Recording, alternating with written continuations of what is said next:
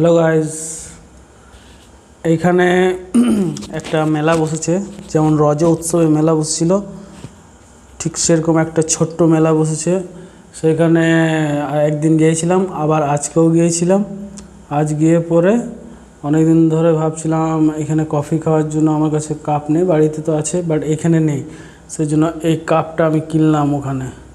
এটা 30 টাকা নিল কফি খাওয়ার জন্য, এই কাপটা নিলাম। আরও 2-3টে জিনিস নিয়েছি, আমি দেখাচ্ছি কি কি নিয়েছি।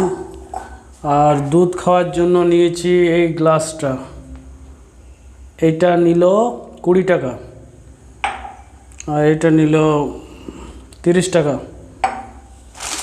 আর চা পাতি কিনলাম, চা পাতি কিনে পরে আজকে ভাবছি যে দুধ নিচ্ছি, সেই জন্য কফিও কিনলাম, কফিও খাবো গাইস। এই দেখো দুধ গরম হচ্ছে।